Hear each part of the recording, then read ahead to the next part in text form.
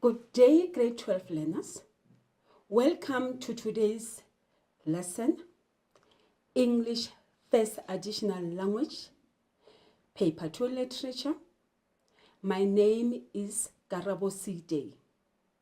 This lesson is brought to you by Gauteng Department of Education in collaboration with Sci-Bono Discovery Center and broadcast by Pakama Research and Development.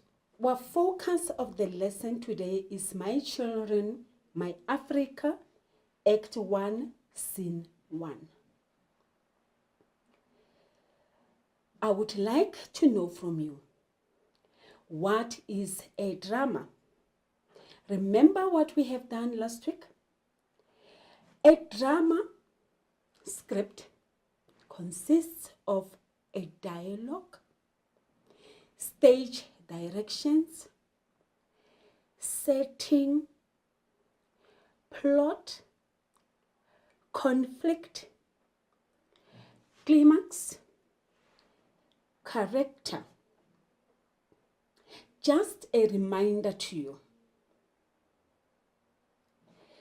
when you study drama, you need to visualize the stage and the setting. Try to hear the tone of voice of each character. Try to imagine the character's emotions.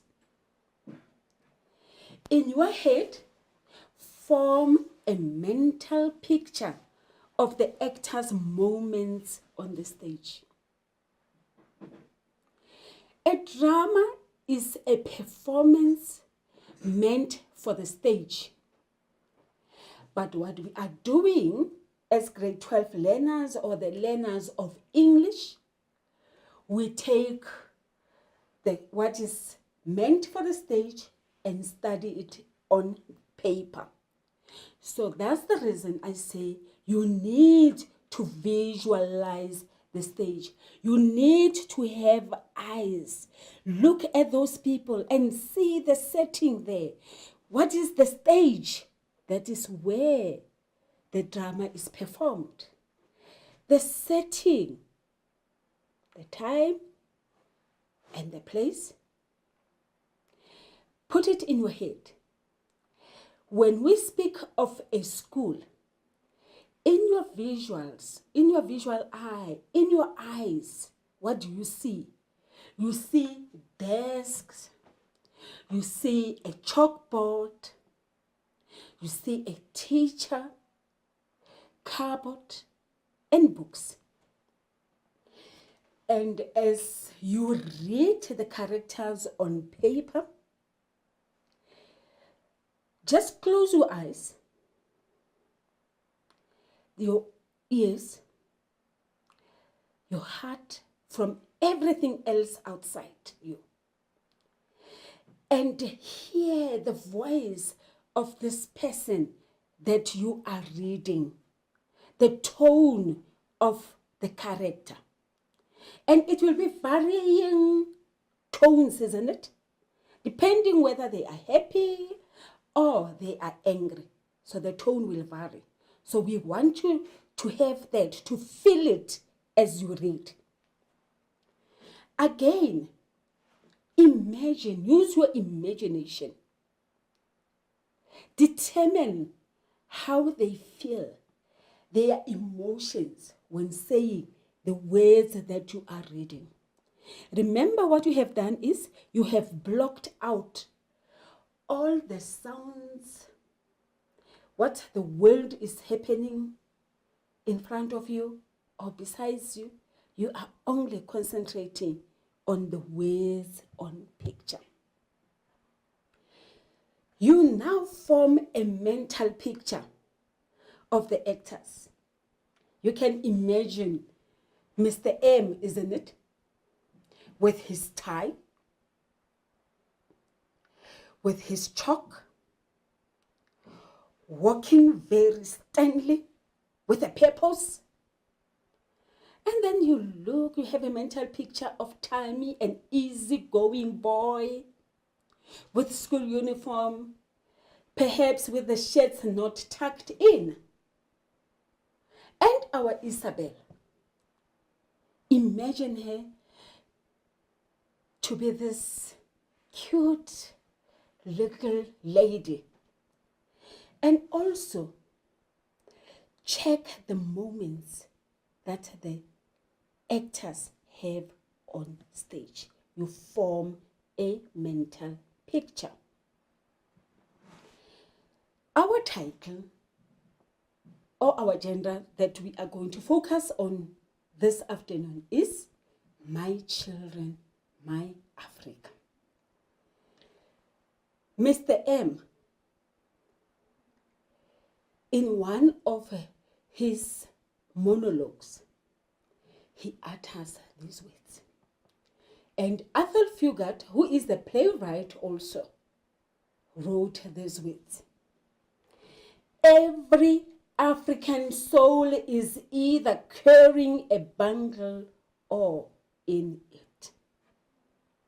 What is wrong with this world that it wants to waste you like that? My children, my Africa. Titles are very important. They carry the gist or the message of what we're going to read on or what the book is all about. Every African soul, every person in the African continent who is African is either carrying a bundle. When you're carrying a bundle, you're carrying what? A load. Or you have what? Problems. If you carry the load, it means you have problems. It's either you are carrying the load or you are that load, you are that bundle of problems. You are either a victim themselves or you are carrying a victim. You are either a victim or you are carrying a victim. That is in My Children, My Africa, the title. Who wrote this play? It's written by Ethel Fugard, 1932. Sorry, I'm going to scratch out that one. He was born in 1932 in Middelburg, South Africa. He is best known for his political plays opposing the system of apartheid. Political plays. What are political plays? They are set in a political arena and they examine questions of humanity. What is happening in the human realm, in the political sphere, be it service delivery, be it education. So all these things or employment, they touch on politics. So Ethel Fugard was very political and he had opposing attitude and he wanted to talk more about the system of apartheid. It didn't go well with him that people were not treated the same as others. So the system of apartheid is a system of segregation and discrimination on the grounds of race. He was not discriminated against because he's white, isn't it? But that did not augur well with him to see other people being discriminated at. And as a result, it made him want to write plays or dramas that spoke about the plight of the African people. I'm sure everyone has seen this play, Tsotsi. It is one of his novels, and it was directed by Gavin Hood. It won the Oscar back in 2005. Athol is internationally known for his penetrating, and he has a pessimistic analysis of South African society during the apartheid period. What is pessimistic? Pessimistic is to be hopeless. You believe that the worst will happen, that there is only hopelessness and things are bleak or are negative. Given the surroundings or what he saw happening to the black people, he felt very sad, and he never thought South Africa will become a country where we say today we have a rainbow nation. Everyone's rights are respected. He did not just write. He wrote over 30 plays, and he was an actor himself. He acted in some of the plays, and he was awarded a special Tony for lifetime achievement in the theater. Okay. The historical background of My Children, My Africa. When was it written? It was written way back in 1984. It touched on these important areas of South African life. It was written where in South Africa just before the state of emergency that happened in 1985, where South Africa was going through an education crisis between the years of 1984 and 1990. With this, My Children, My Africa was born. South African politics during those dark years, there was a tricameral parliament. Tricameral parliament meaning the three key people in South Africa were recognized. And who are they? A law was passed that there is going to be a House of Assembly which catered only for white people. So it was a parliament, a big parliament, but it had 3 houses. So we have one house as the House of Assembly, where the majority of the people in House of Assembly were white, and they had the voting power. Legal power was given to colored people, and they were given what we call a House of Representative. Then lastly, the Indians were in charge of House number 3, which is the House of Delegates. So we have the Indians there. You see there's a line there that divides the 3 nationalities from the one on the bottom. And who are these people? These are the black people. They did not have the vote. So they did not have rights. So Athol Fugard looked at this and felt very bad about the situation, and thus he wrote the book. During this year, 1985, a state of emergency was passed. Why a state of emergency? A state of emergency was in place because there was massive resistance among Black South Africans. Remember, they were now worried they did not have a vote. So what did they do? They decided to have a massive resistance because there were policemen, oppressive police, and military action against them.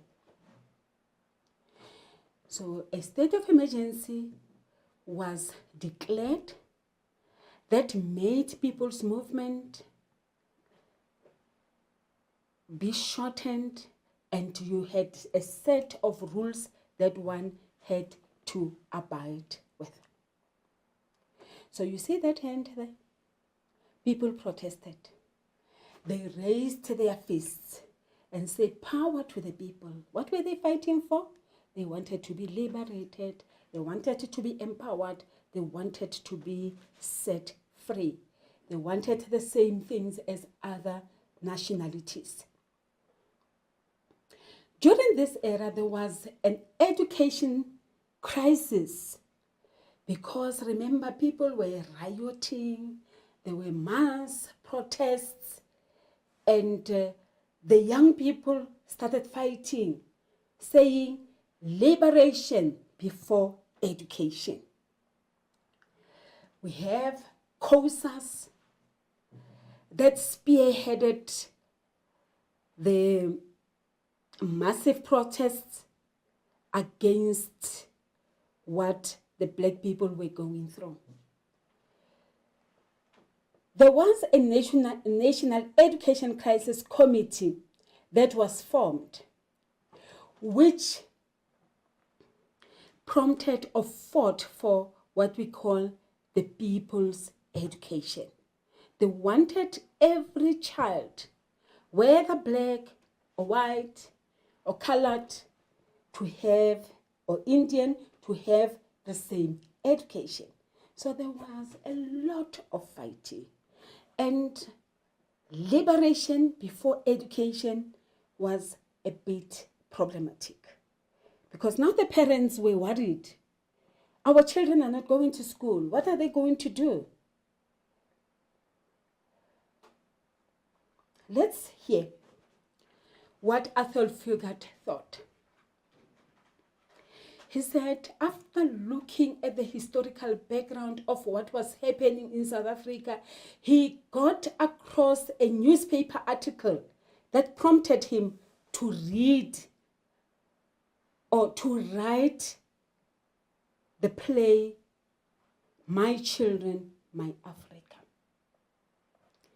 He says, quite simply, my play is about a school teacher, not just a school teacher, but an elderly school teacher who has invested all of his dreams in terms of a better world, a better South Africa, in one of his pupils, who is a young man.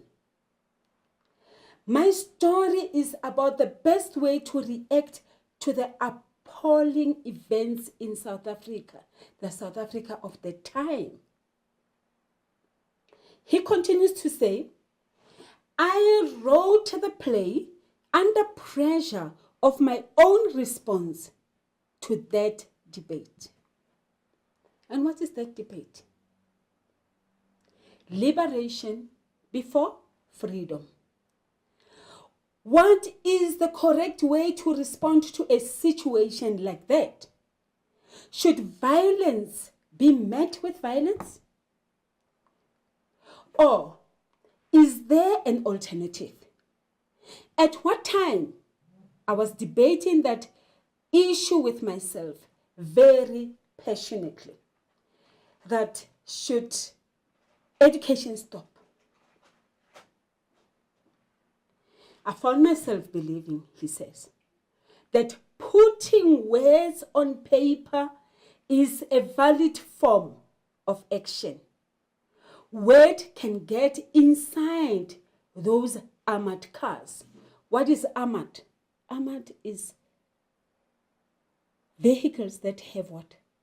Ammunition, weapons, tear gas, guns that can be used at the rioting children or the rioting people, black people.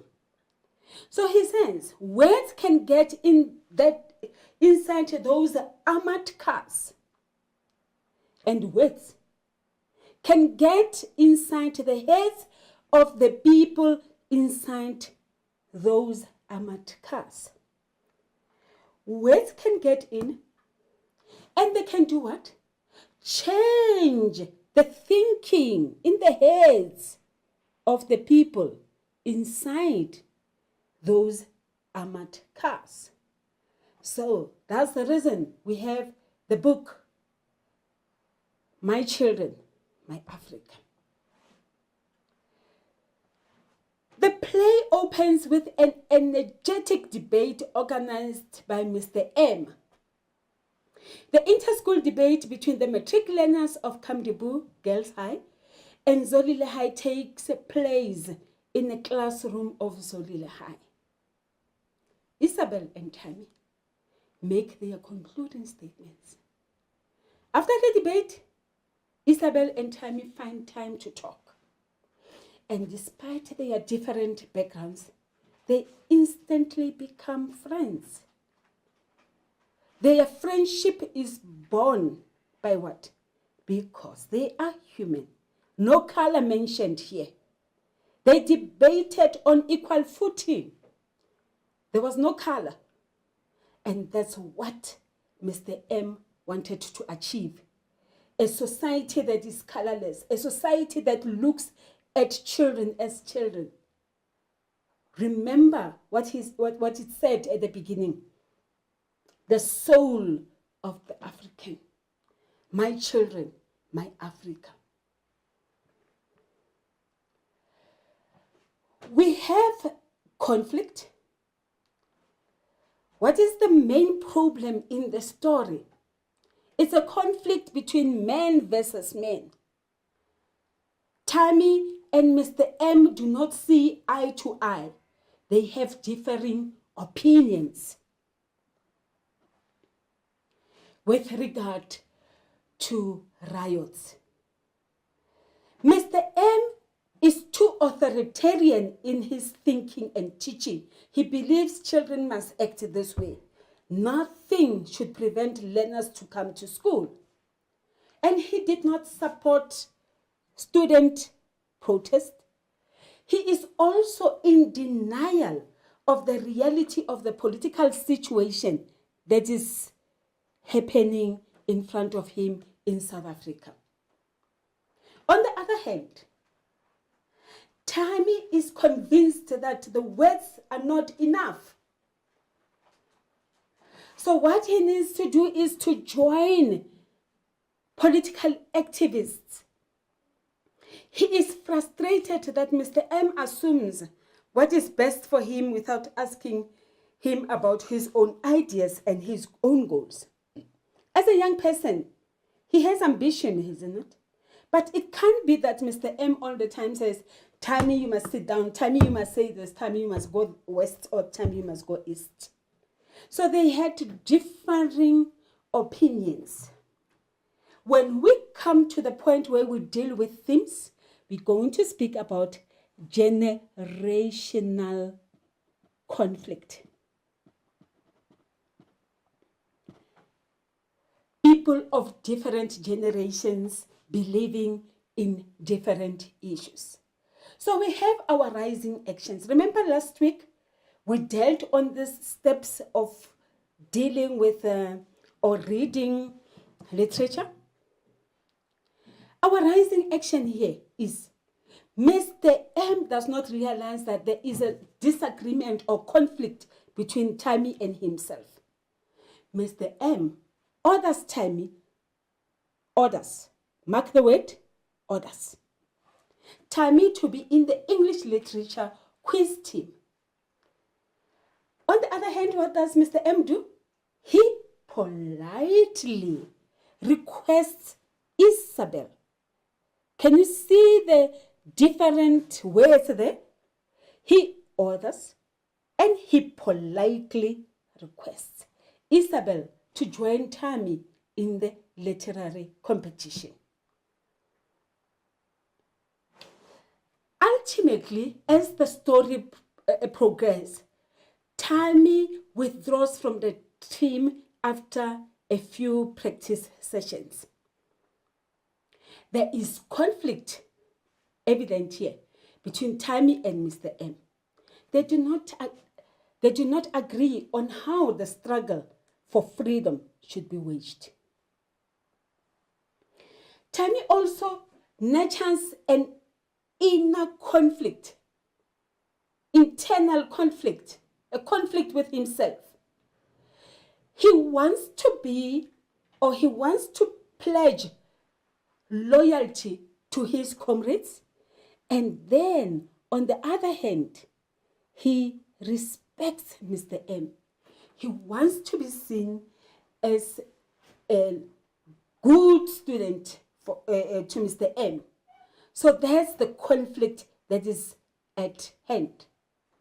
When we reach the climax now, Mr. M is accused of being an informer.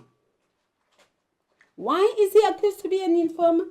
Because he went to the police and gave them the lists of the activists. Thami comes to the school to warn Mr. M about their plan to burn down the school as well as to kill him.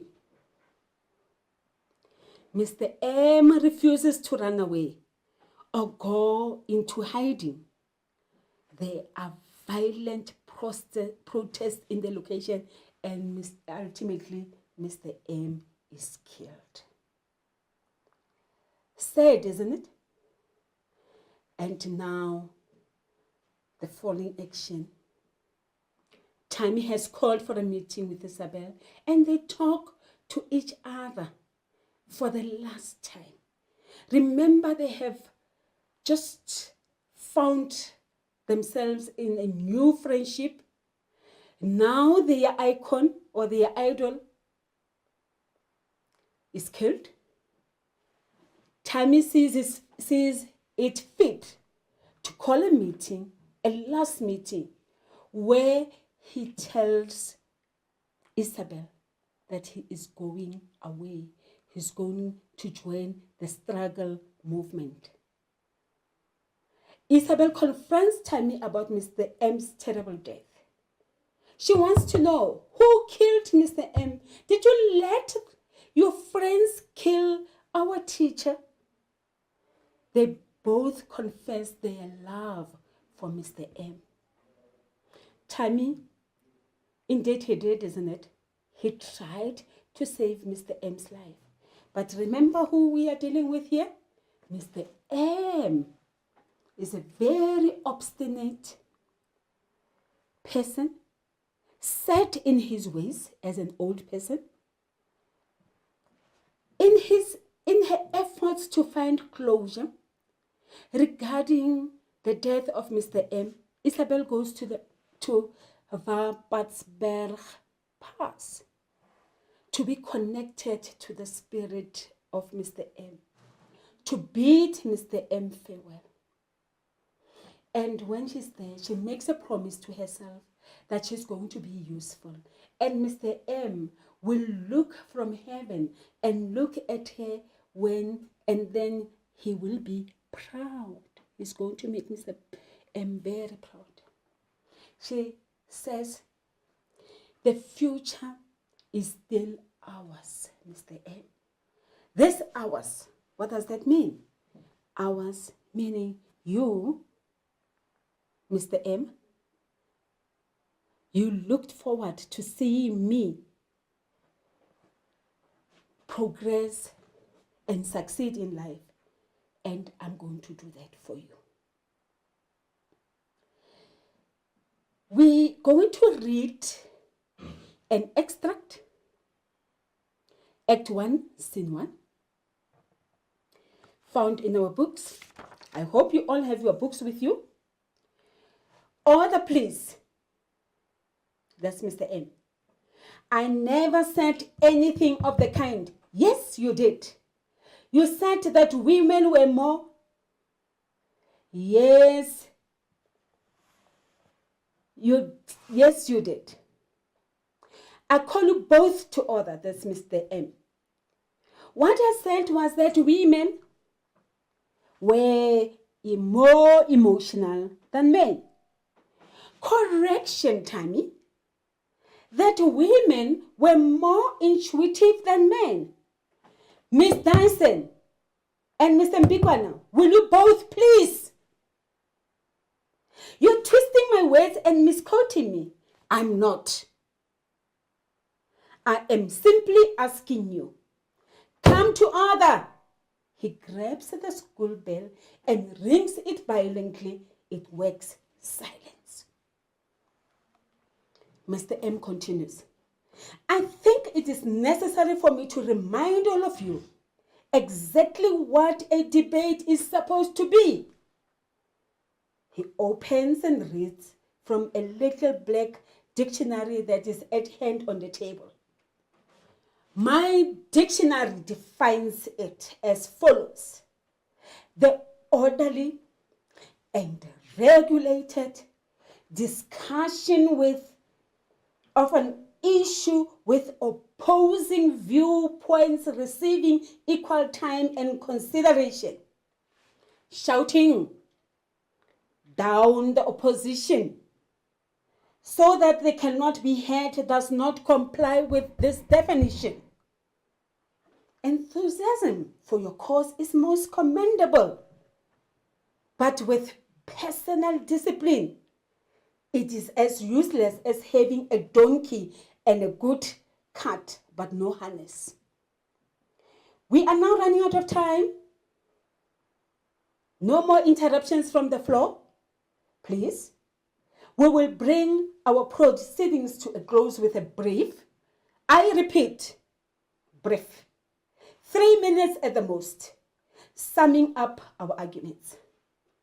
Let's start with you, Mr. Thami Mbikwana of Zolile High. Will you please make your concluding statement? Thami stands up. A wild roar of applause from the audience. He is secure and at ease.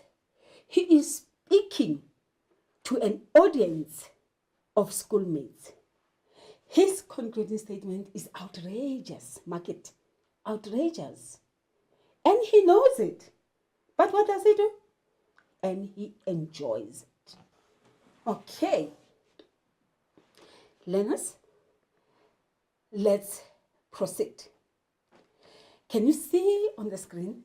We have the two vibrant boy and girl in the classroom, and then we have Mr. Anela Mialaja there as the teacher at Zolile High School, and he is moderating the debate between his star student. Who's his star student? Thami Mbikwana. And Isabel Dyson. Who is she? She is a student from the affluent meaning rich, wealthy, white girls' school, Kamdibu High. Despite Thami's passionate closing remarks and his popularity among his classmates, Isabel wins the debate. Interesting, isn't it?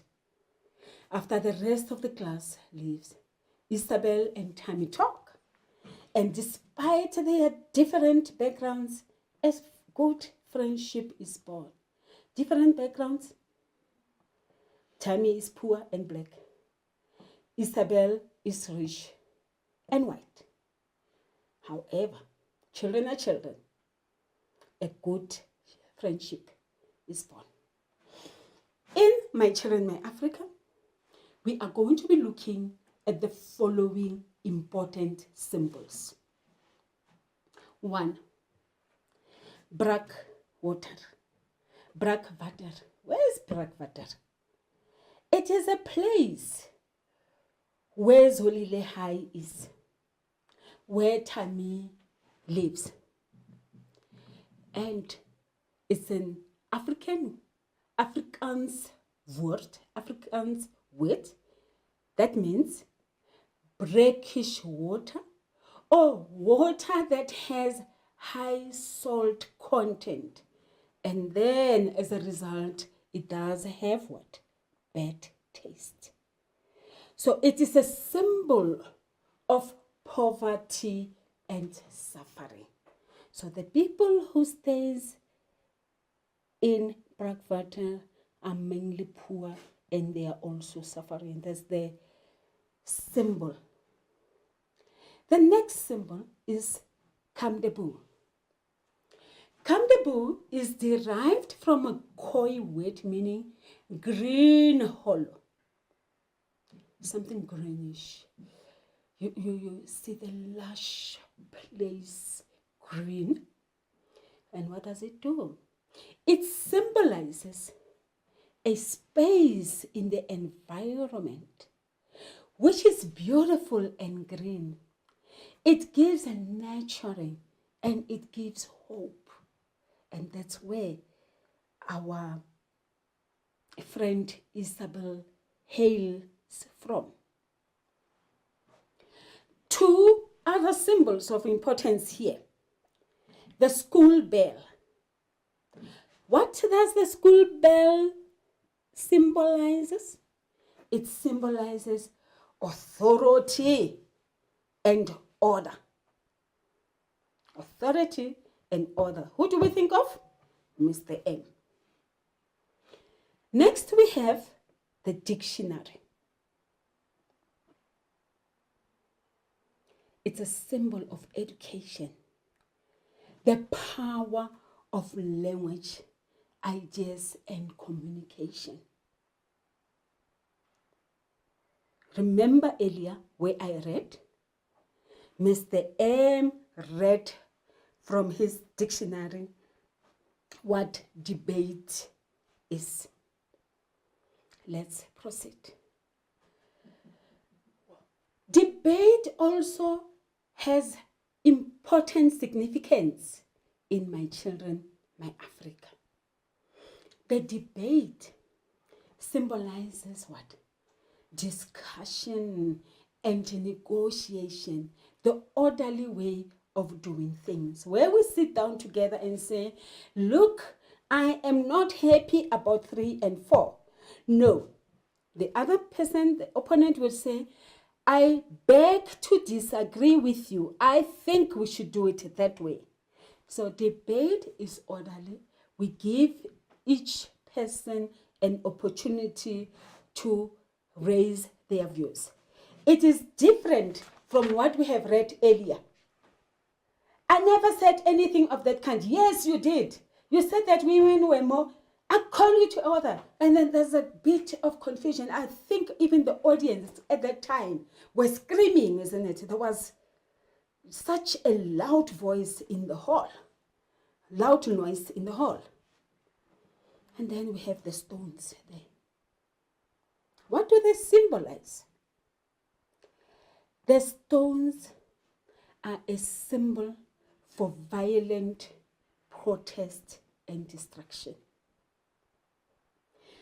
If we cannot get our way, if the government is not listening to us, we do not have agency.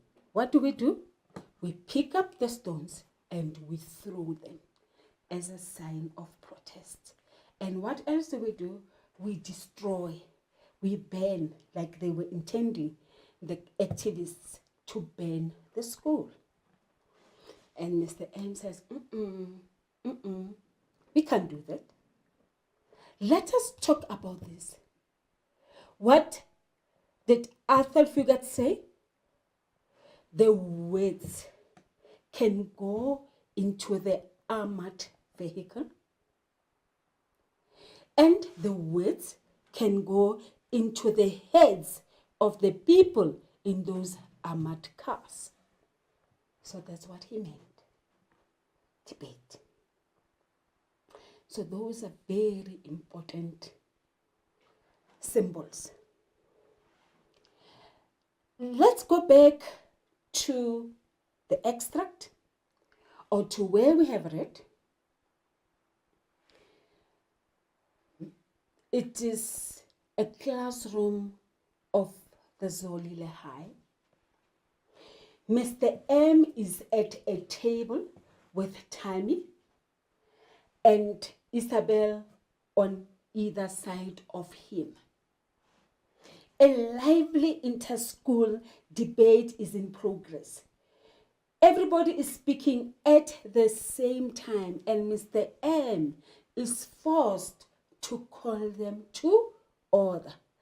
I call you both to order. So when you read, after you have read for the first time, you have read to get the summary of the extract or the page where you were reading. Now you have to go into what we call analysis. Setting there. What is setting? Where the story takes place. Where is it taking place? In a classroom of Zolile High. And when did this take place? Or what has happened at the time? There was a heated debate. So remember, when you deal with setting, you need to have your when and where. Right, learners? Remember, when and where. That's for setting. Each time you read, remember to ask yourself these questions or these ideas. Where is our Mr. M? I call you both to order. What is that? It's tone. We look at the words that Mr. M has said. We visualize. We try and hear what he tried to say. He said, I call you to order. Probably he even beat the table to tell them to keep quiet. And what he did was he resorted even to the ringing of the bell. What tone is Mr. M using here? The tone is very firm, strict, no nonsense kind of tone, calling the learners to order. Why is he using that? He wants everybody to be quiet and to have order and continue with the debate. What I said was that women were more emotional than men. So we also have the 3 dots there. What do we call these 3 dots? Can you see how they are placed? We call these ellipses. There are words that were supposed to be said, but there was a stop and a cut. Why? What is the significance of the ellipses here? Is that Thami cut or interrupted Isabel when she was busy talking. So there's the use of the ellipses there. Remember that? It shows the speed and the heated argument. That she wanted to continue and say women were more intuitive, but Thami jutted in, interrupted and said we're more emotional than men. Mrs. Tyson and Mr. Mbikwana. So Mr. M had to call them both to order. And then the 2 learners did not want to listen. Isabel continued, you are twisting my words and misquoting me. Intuitive and emotional. Intuitive means you know things. You have that sense of knowing things as a woman.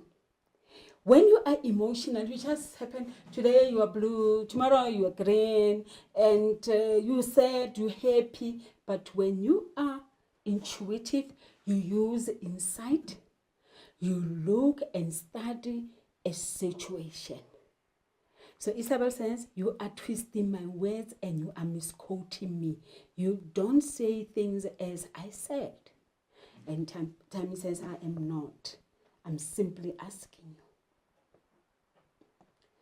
In the interim, what happens? Mr. M calls both to order. He grabs the school bell and rings it violently. He did not just ring it. He rang it so hard that it was immediately silent. Can you see the words written in red? That is what we call stage direction. Another example of stage direction there, opens and reads from a legal black dictionary that is at hand on the table. So the playwright or the author indicates to us readers what Mr. M is doing. It's an action that is taking place on stage. Because Mr. M cannot say, I am ringing the bell, or I am opening the book. So those words are put together, and normally they are written in italics. My mistake here, I did not put them in italics.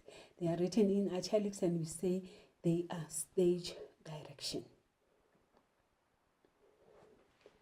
When we read these words, remember when we dealt of themes, how we recognize themes.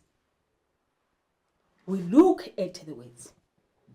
The pertinent words here are the orderly and regulated discussion. Again, Mr. M at the top there, he says, come to order. So that's our theme. What is our theme? A theme of order versus disorder. Okay? So if you are asked in an exam, or if your teacher asks you to comment or to identify a particular theme here, after you have read this extract, you will come to this conclusion that the theme here is order versus disorder. Who's orderly? Mr.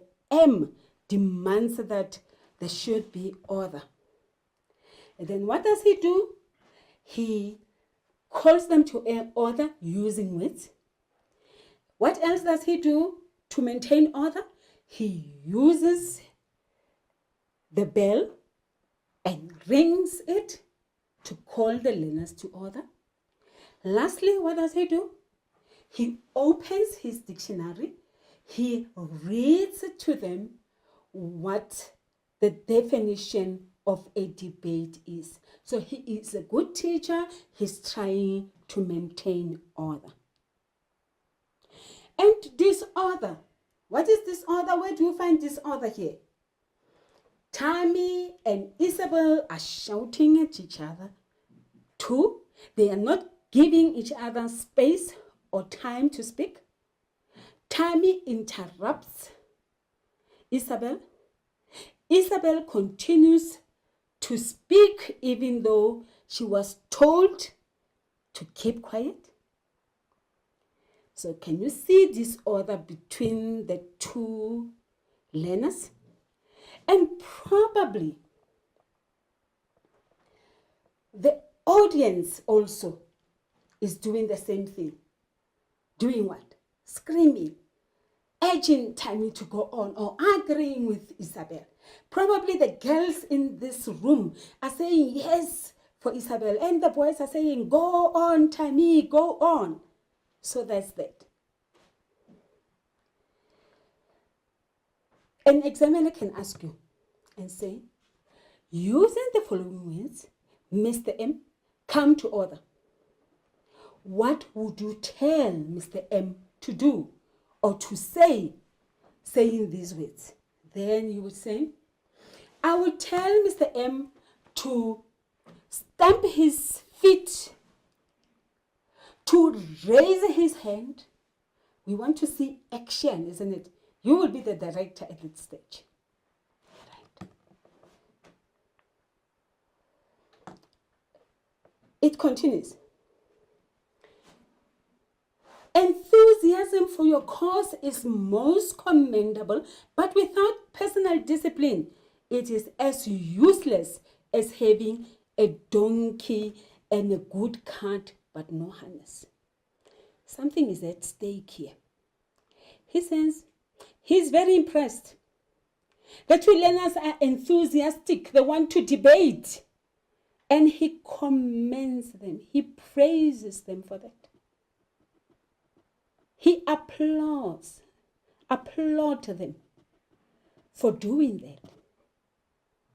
But on the contrary, he says, however, there should be personal discipline. They should exercise some maturity and discipline. And he compares their enthusiasm to what? To a good donkey. But if you have a good donkey, but you don't harness it, what is going to do? It's going to run amok, isn't it? You put in the donkey on a cart, and you don't have a harness, a whip where you and the harness. Can you see what I'm doing? To direct it left and to direct it right. What is it going to do?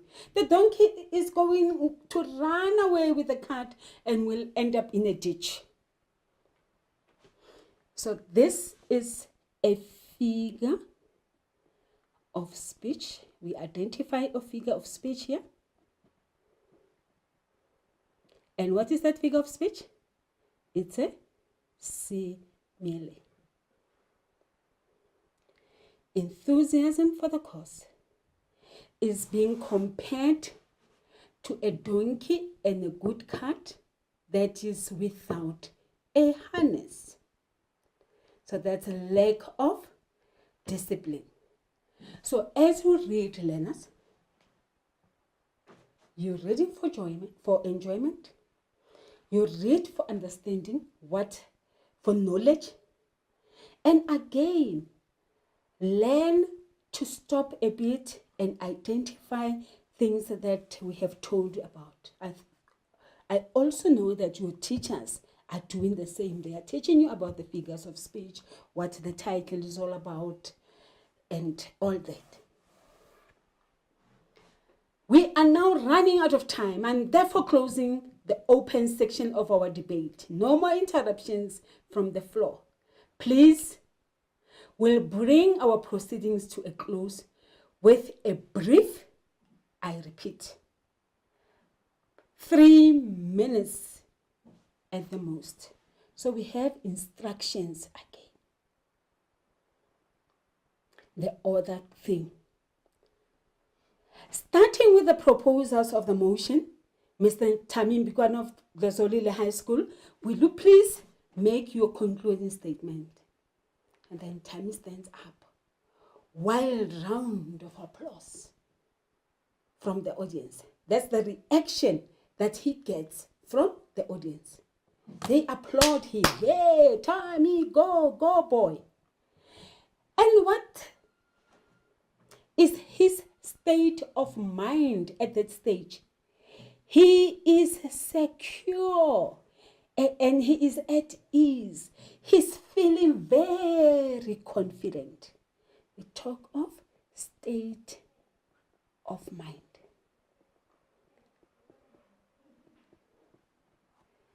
He is secure and he is at ease. Remember what makes him feel this secure? Because he's speaking to his own schoolmates. That's a plus for him, isn't it? And he continues to make outrageous statements, but he enjoys the limelight. He enjoys it. And that makes him feel big. The attitude, then we need to talk about the attitude, his attitude. He's flippant, isn't it? He is carefree. I'm not sure at this stage what our Isabel is going through. Her state of mind. Okay, let's continue. Thami stands and the audience applaud him wildly. So I'm going to read from the book. Thami's closing statement. I don't stand here now and speak to you as a friend and schoolmate. That would lessen the seriousness of my final words to you. No. Close your eyes. Forget that you know my face and voice. Forget that you know anything about Thami Mbikwana. Think of me, rather, as an oracle of my words as those of the great ancestors of our traditional African culture, which we turn our back on and desert to a great peril. The opposition has spoken about sexual exploitation and the need for women's liberation. Brothers and sisters, these are foreign ideas. Do not listen to them. They come from a culture, the so-called Western civilization, that has meant only misery to Africa and its people. It is the same culture that shipped away thousands of our ancestors as slaves. The same culture that has exploited Africa with the greed of a vulture during the period of colonization, and the same culture which continues to exploit us in the 20th century under the disguise of concern for our future. The opposition has not been able to refute my claim that women cannot do the same jobs as men because they are not equals of us physically, and that women's role in the family, in society, is totally different to that of the men's.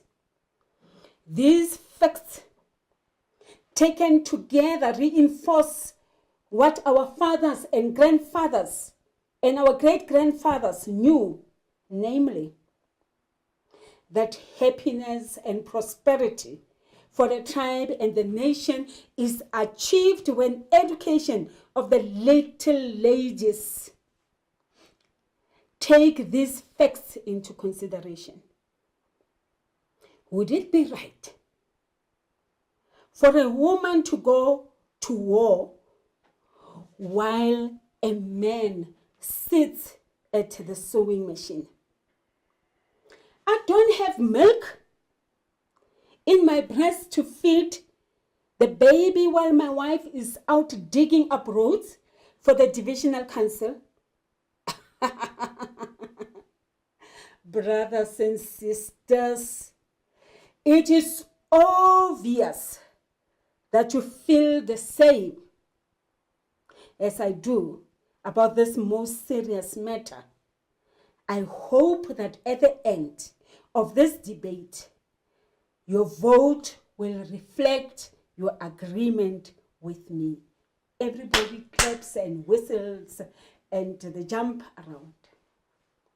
That's the conclusion that Thami gave.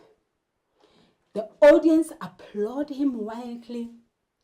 He is clearly very confident and comfortable speaking in front of the others, and his closing statement is also very emotional.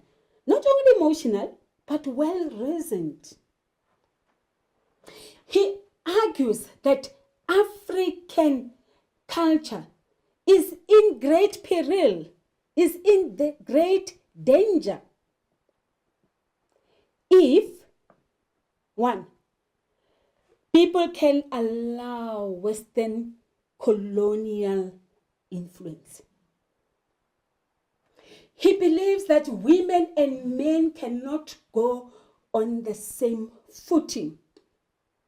There are specifically different roles between men and women. He makes the audience laugh by saying that he does not have milk in his breasts to feed children while his wife digs roads. And at the end, he tells the audience to do what? To vote for him. Do you agree with Thami's standpoint?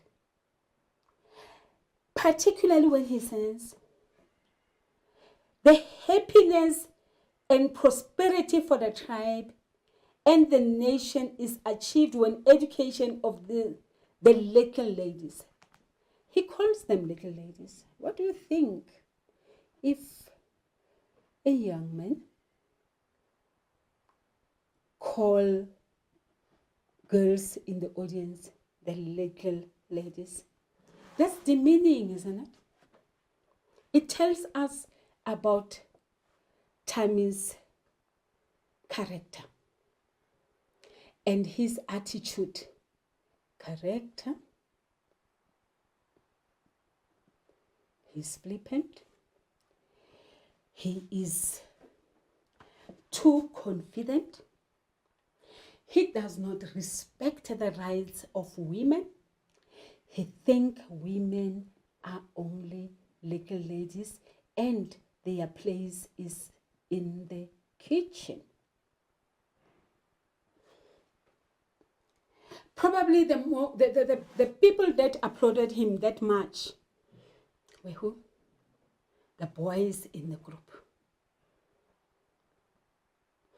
And he continues to say it is an African culture.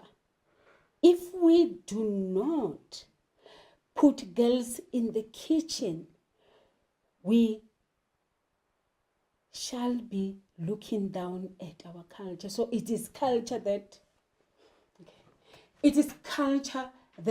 women are doing particular work, and it is culture that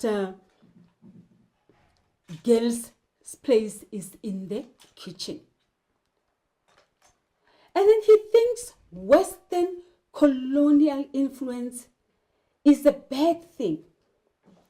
Probably he wouldn't dare to open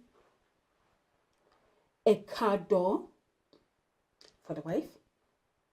That would look very small to him. It will remove his dignity as a man. He continues to argue that the role of women is in the kitchen. But when we look at the bigger picture in the country, South Africa, who are the best chefs? Men. Who are the best tailors? Men. And we have women rising up and doing all sorts of work and can compete on the same footing with men. Same footing. It does not mean that if women are physically not the same as men, then we can relegate them to people of weaker vessels. No, that is not the case. So let's continue. Mr. M then invites Isabel. He says, "Thank you, Mr. Mbikwana," Thami says. And now finally, a last statement from the captain of the visiting team, Miss Isabel Dyson of Kamdebu Girls High. And there's a polite applause. Can you differentiate the applauses?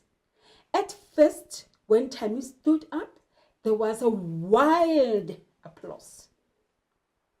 So if we can ask you about the differences, wild applause, and this time it's a polite applause.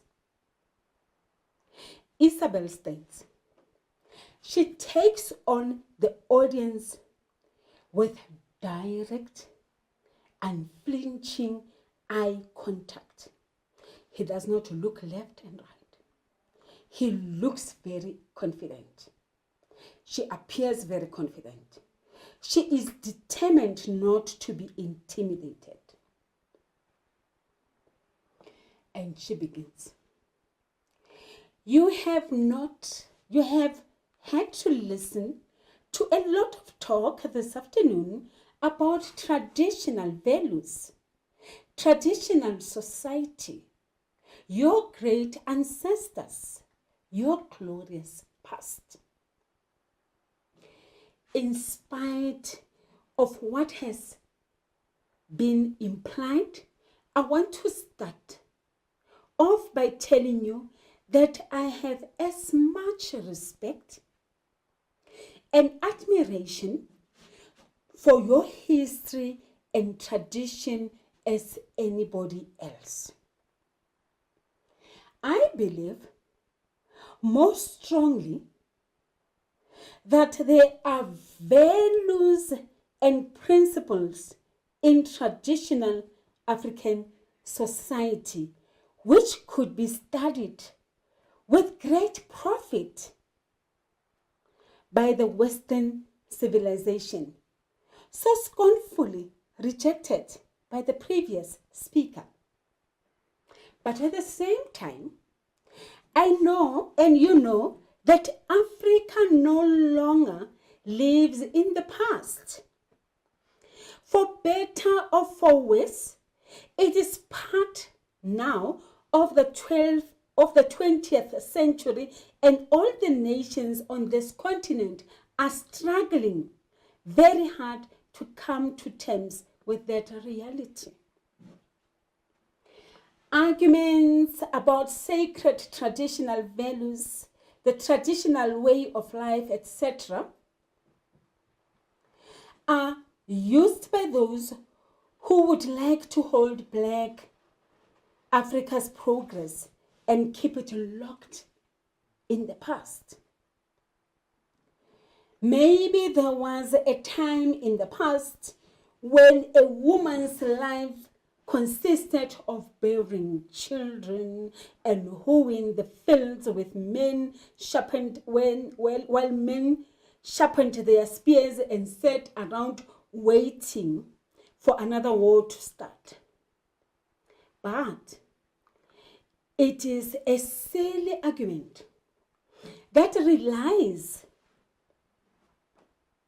on that old image of primitive Africa for its strength.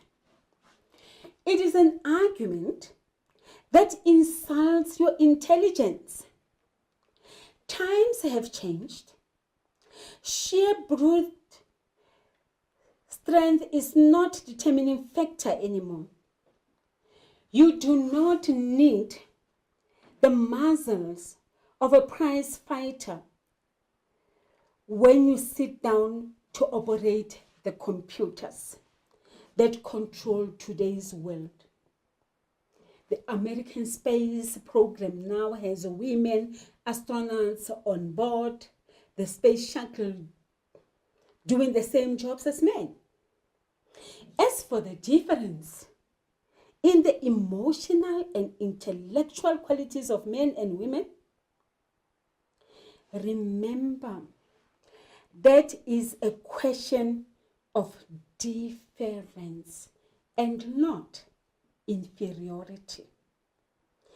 And that with those differences go strength with compensate for the weakness in the opposite sex. And lastly, a word of warning: the argument against equality for women in education or any other field based on alleged differences between the two sexes is an argument that can very easily be used against any other different group. It is an argument based on prejudice, not fact. I ask you not to give it your support. Thank you. She sits and everybody does what? Politely applause. What happened here? Mr. M calls on Isabel, who is from Kamdebu High School. She stands with determination and makes her closing statement for the point of view that women should be allowed to hold the same jobs as men. I hope you agree with that. She furthermore argues that Africa is held back by clinging to traditional and primitive values. She also warns that arguments based on the difference between the sexes can easily be expanded to other groups of people hold prejudice against. The crowd applauds her politely. So when you look at what Isabel argued for, one,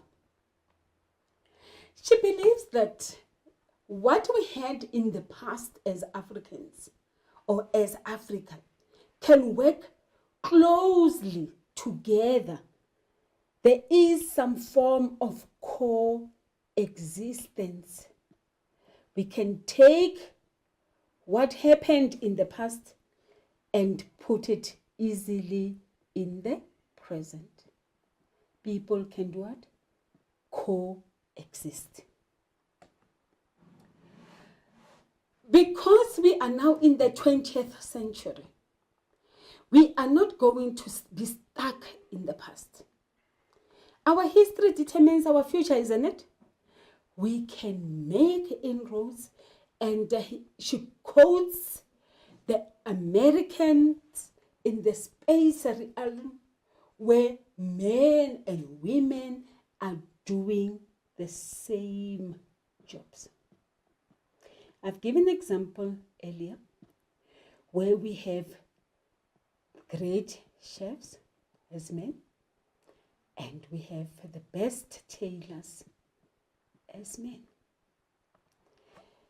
And I hope you have come across women who work as plumbers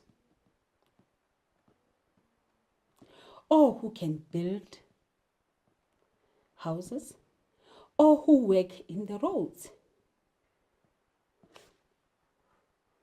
In your classes back at school, when you do your maths, you're competing on the same footing.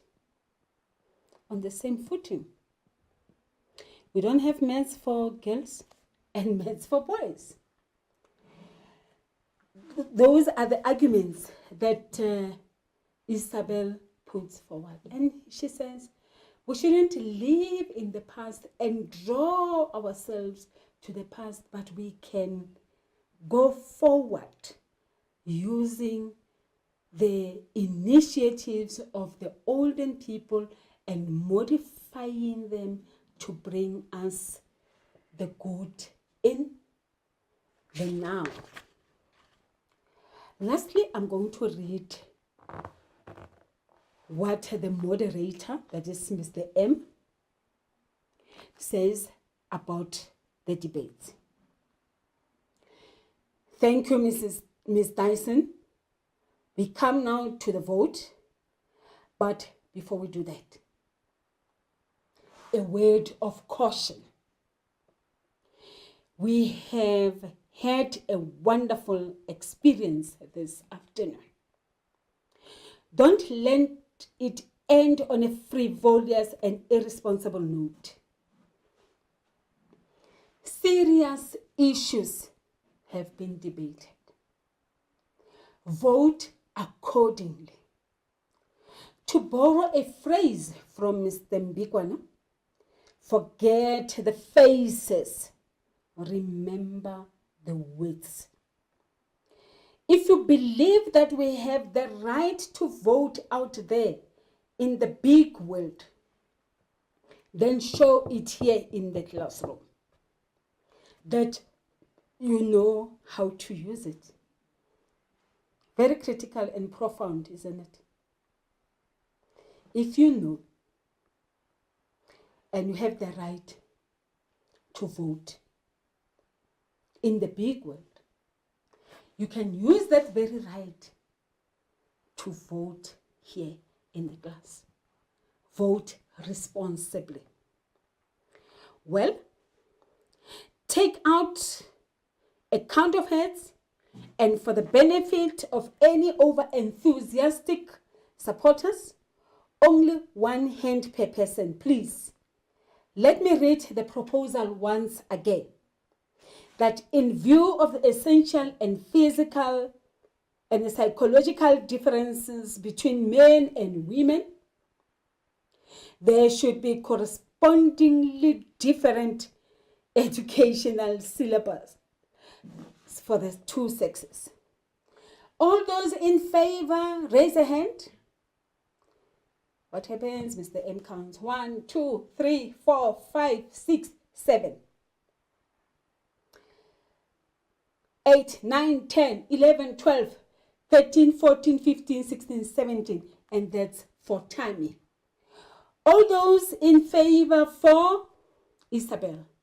And he counts. 1, 2, 13, 15, 19, 20, 22, 23, 24.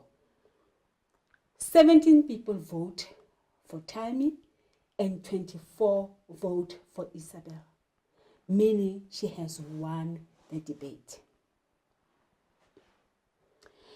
Before we break, just a reminder about the special choir practice this afternoon. Members of the choir must please join Mr. Magda in number 2 classroom after school. To Isabel and Thami, allow me to congratulate you, Miss Dyson, on a most well-deserved victory. What do you say, Mr. Mbikwan? Thami says to Isabel, your concluding statement was a knockout.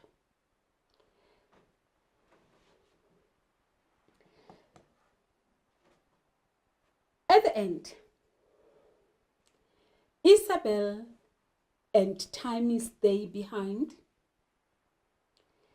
They become good friends. Thami tells Isabel of his upbringing, and Isabel does the same.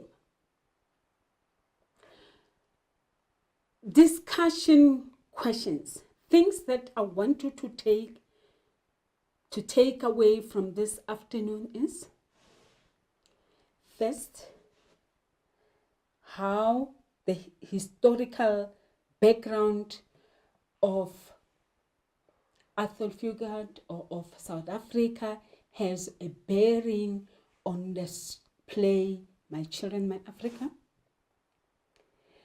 The title, how important the title is.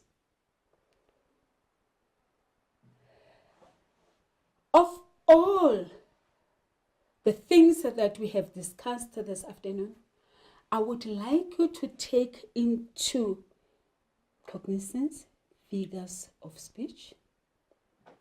You should be able to identify the figures of speech as you read and how they are used. You go back to the extract, write them down, all the figures of speech that you can get. If you are not sure, ask your teacher. Check the different tone that we saw or read about today. Thami's tone, Mr. M's tone, and Isabel's tone. Character portrayal.